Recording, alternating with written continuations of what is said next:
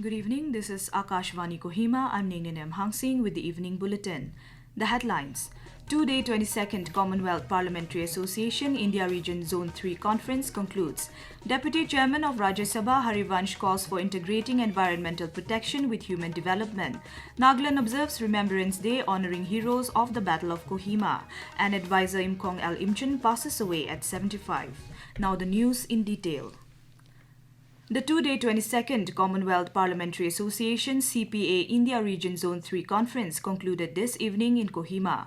The conference, held under the theme Policy, Progress and People, Legislatures as Catalysts of Change, focused on discussions around role of legislatures in achieving Viksit Bharat 2047 and climate change in the light of recent cloudbursts and landslides in the northeast region. Delivering his closing remarks, Deputy Chairman of Rajya Sabha Harivansh said that during the two sessions, participants witnessed the true spirit of parliamentary democracy with vibrant debates, thoughtful exchanges, and a shared commitment to the people they serve. The Deputy Chairman expressed confidence that even within the Northeast, each state is striving to address its unique governance challenges. We must resolve to strengthen regional cooperation, share our best practices, and ensure that the laws we frame translate swiftly into outcomes. Let us remember that the strength of our democracy lies not only in the laws we make, but in the sincerity with which we uphold the trust of the people. Earlier, members of the CPA India Region Zone 3 adopted 9 resolutions during the conference and participated in a tree plantation drive to mark the conference. The members also observed a minute's silence in memory of Advisor for Information and Public Relations and Soil and Water Conservation Imkong L, Imchen, who passed away today.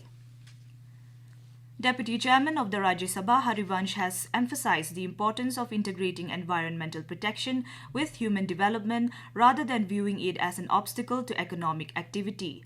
Delivering his keynote address on climate change in the light of recent cloudbursts and landslides in some northeast region on the final day of the CPA conference in Kohima today, he noted India has been proactive in addressing climate challenges through national policies, local initiatives and community engagement. The Deputy Chairman urged states to continually assess their preparedness and upgrade infrastructure and underscored the role of technology in disaster management. हमें climate changes की अलग-अलग चुनौतियों, challenges को और उनसे जुड़ी जानकारी को बेहतर ढंग से समझने के लिए बहुत ही हाई क्वालिटी के गुणवत्ता वाले रिसर्च में इन्वेस्ट करना होगा. Investment in A scientific research is the only long term solution in answering this complex questions. Calling for synergies among the northeastern states, Mr. Harivansh said development must be planned with climate realities in mind, strengthening administrative capacities, updating regulations, and implementing state climate action plans. He suggested setting up dedicated legislative committees to monitor the implementation of these plans. The Deputy Chairman added that without a holistic approach, responses will remain reactive, addressing incidents as they occur, rather than working toward reducing their occurrence and building more resilient infrastructure. Nagaland today joined in observing Remembrance Day, paying tribute to those who laid down their lives during the Battle of Kohima, one of the most decisive battles of the Second World War. The observance was organized by the Government of Nagaland in collaboration with the Commonwealth War Graves Commission. Lok Sabha Speaker Om Birla and Nagaland Chief Minister Niphu Rio led tributes at a solemn ceremony at the Kohima War Cemetery, laying wreaths at the memorial. The gathering also observed 2 minutes of silence in remembrance of the soldiers. Speaking on the occasion, Mr. Birla described the day as one of remembrance, gratitude and inspiration. Reflecting on the enduring legacy of the fallen soldiers, Mr. Birla recalled the famous epitaph inscribed at the cemetery, "When you go home, tell them we gave your today for your tomorrow." तुम घर जाओ उन्हें कह देना कि हमने आज अपना कल तुम्हारे लिए दिया है. और ये वाकई ये शब्द आज भी शब्द नहीं, हम सबकी प्रेरणा है कि हमें आने वाले कल के लिए आज देना होगा. और हमारे वीर सैनिकों ने कल के लिए उस समय बलिदान दिया. ये स्मरण का दिन है, याद का दिन है, हम सबकी प्रेरणा का दिन है. Describing India as a land of warriors and the brave, Mr. Birla expressed hope that this day would remind everyone of the country's enduring spirit of courage and unity. Chief Minister Nipurio said the Remembrance Day holds a unique and profound meaning in Nagaland. Addressing the ceremony at Kohima War Cemetery today, he said the cemetery is not only a burial ground but a living testament to the extraordinary courage of those who fought here.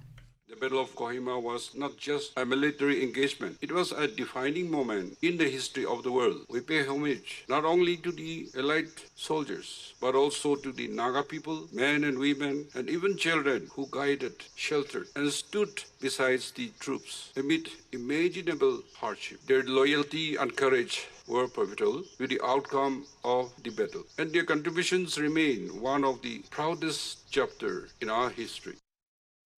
Mr. Rio noted that while the state's history was once defined by war, it must now become a voice for peace, unity, and universal brotherhood. He reaffirmed the state's commitment that Kohima will continue to stand as a beacon of hope and an advocate for humanity. The Chief Minister also conveyed deepest respect to all veterans and their families, the fallen heroes resting here, and the people of Nagaland who have preserved the hallowed ground with dignity and devotion. This is Akashvani Kohima giving you the news. For a quick news update, follow us on our X handles AIR News Alerts and AIR_Kohima. You can also listen to this news bulletin on News On Air app and YouTube channel AIR News Kohima. Welcome back. You are listening to the evening news. Advisor for Information and Public Relations and Soil and Water Conservation, Imkong L. Imchen, passed away today at Apollo Hospital in Guwahati due to heart complications. He was 75. A seasoned leader, Mr. Imkong was actively involved in a number of civil organizations in his youth before shifting to politics.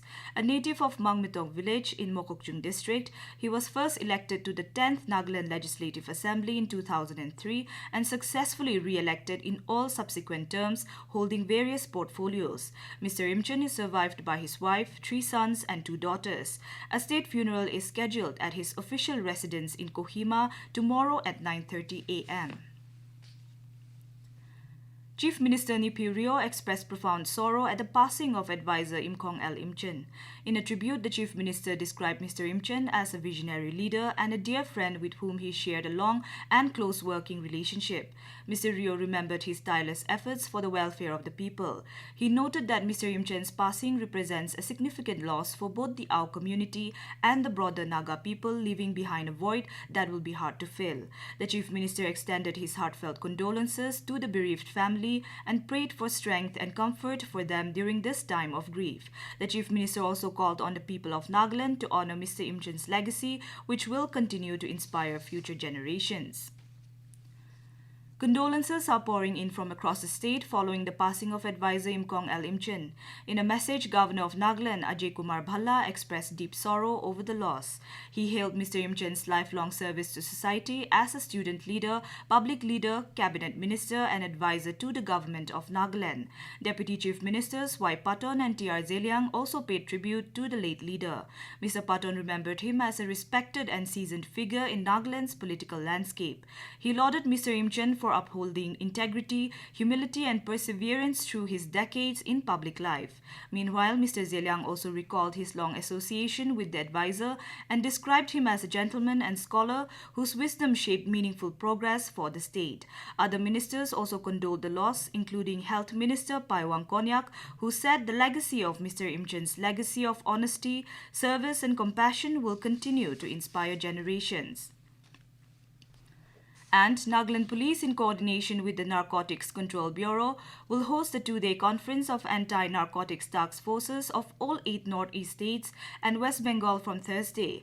Announcing this at a press conference today, Director General of Police Rupin Sharma said the event is first of its kind, aimed at tackling narcotics challenges and framing unified strategies for the region.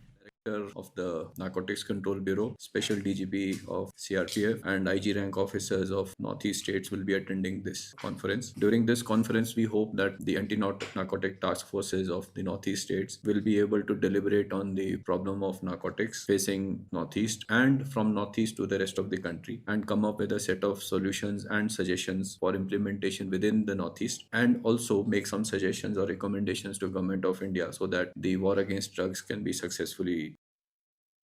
Clarifying concerns on the ongoing Nagaland police recruitment, Mr. Sharma said candidates must pay the 300 rupees examination fee to be eligible and urged critics to recognize the cost involved in the digital system.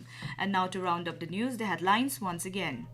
Two-day 22nd Commonwealth Parliamentary Association India Region Zone 3 Conference concludes. Deputy Chairman of Rajya Sabha Harivansh calls for integrating environmental protection with human development. Nagaland observes Remembrance Day honouring heroes of the Battle of Kohima. And advisor Imkong L passes away at 75. That is all we have in this evening news bulletin. We will be back with the morning English news at 7:30 tomorrow. Have a pleasant night.